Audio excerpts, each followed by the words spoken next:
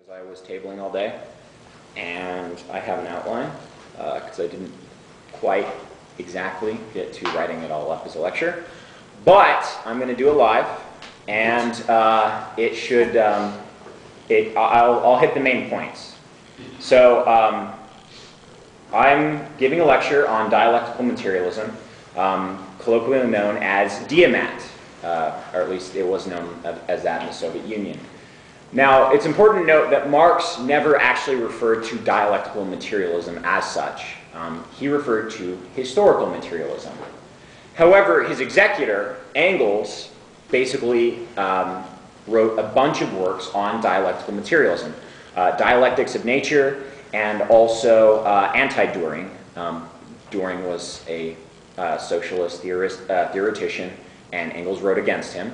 This was taken up by Plekhanov and then also taken up by Lenin, and so in turn the Soviet Union took this up under Stalin and Trotsky and all of those. And then of course Mao, as a Marxist-Leninist, took this up. And then dialectical materialism continues basically to go throughout Marxist thought. Now there's anti-dialectical theorists in Marx that use Marx as well. Analytic Marxism, a lot of the new Italian left, Negri, and other postmoderns also use it. So this is the brief history of the course of dialectical theory, and it's basically fallen into complete disrepute. At this point, all those good Marxists realize that dialectical materialism is an absolutely absurd philosophy that no one should believe, and it was just one of those crazy, wacky things that communists believe for no good reason because Stalin forced everyone to do it. However, I think it's time, politically and theoretically, to rehabilitate dialectical materialism. So, I'm going to touch on the main historical battles of dialectical materialism and show how dialectical materialism is different from other philosophies that are similar. And then also, with no offense to Joe Spencer, I'm also going to use a bit of Alain Badiou's theory of the subject, where he talks about, he too is uncomfortable with the notion of dialectical materialism, so he calls it a materialist dialectic. So I'll outline the actual theory itself as a theory, in addition to its historical theoretical struggles. So, what is dialectical materialism? Dialectical materialism is a system, a theory of struggle. And you cannot understand dialectical materialism unless you understand the various competing theories it struggles against. Now, Marx is arguably, and most Marxist-Leninists, Marxist-Leninist Maoists, and other quote-unquote orthodox Marxists see Marx as the first to engage in dialectical materialism. He was not the first to engage in dialectics, and he was not the first to engage in materialism, but he was, again, the first to engage in dialectical materialism. So what is dialectical materialism? Dialectical materialism stands opposed to the philosophy of idealism, right? So who is the main idealist at his time? Marx, the main idealist philosophy at his time was that by G.W. Hegel. Now, the Hegelian dialectic is most clearly laid out in Hegel's book, The Phenomenology of Spirit. Now, in The Phenomenology of Spirit, what happens is you often hear thesis, antithesis, synthesis. That is actually a terrible reading of Hegel, and you should not associate that with Hegel at all. The true Hegelian dialectic basically comes through a positivity, a negativity against it, and the reassertion of the positivity. Now, this may sound incredibly obscure, and it is.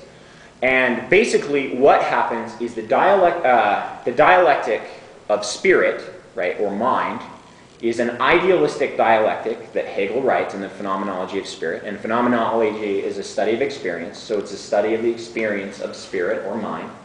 Starts from pure sense data. Not any objects in the world, just pure saturation of experience of senses. And through this, right, this positivity of our pure sensation, pure experience, we begin to give a negation, which is not pure experience, not pure sensation.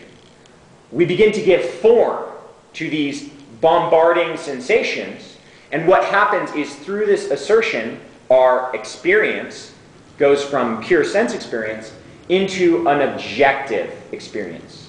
Now this is really obscure, but what does this mean? Well, in simple terms, you get bombarded with a bunch of colors and a bunch of lights. And mind, or spirit, transforms that through the dialectic from pure sense experience to an actual object. Instead of seeing a field of black and a field of blue and a field of black and fields of splotchy peach and then green, right, I begin to see the podium.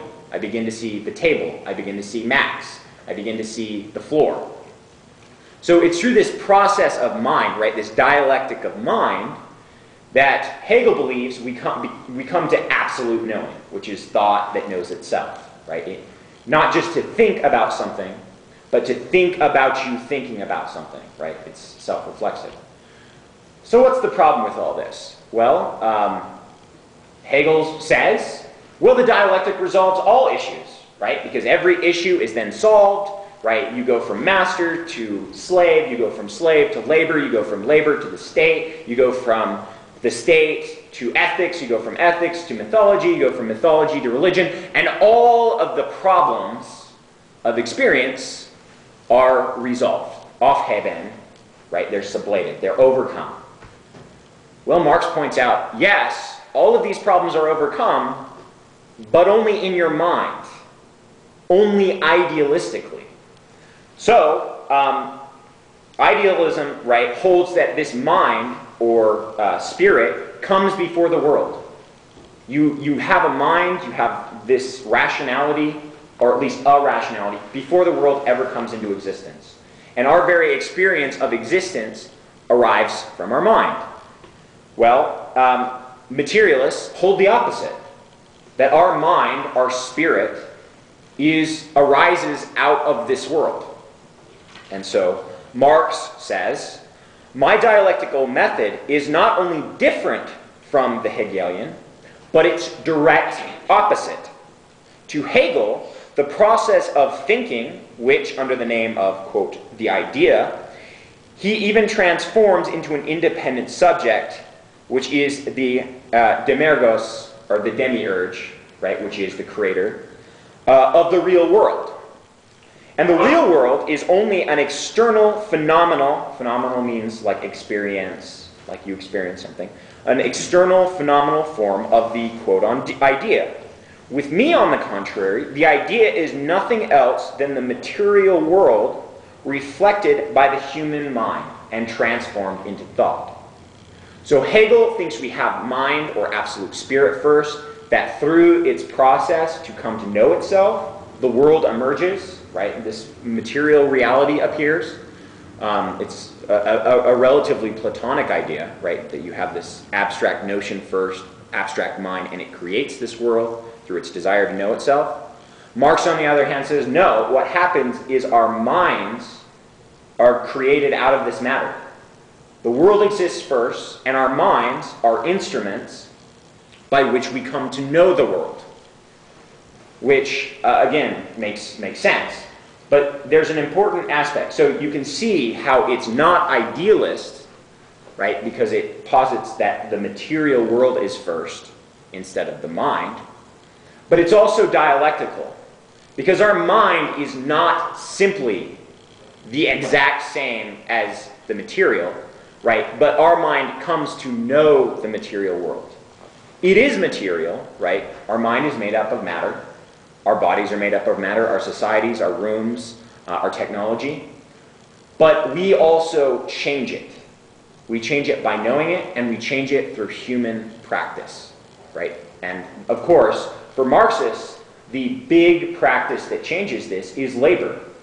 The work that we do, whether it's hunting or fishing or building a factory, the very act of changing this world, right, comes from our minds. but then also alters our minds itself. So we're constantly in a dialectic, an interchange of ourselves and our minds and the world.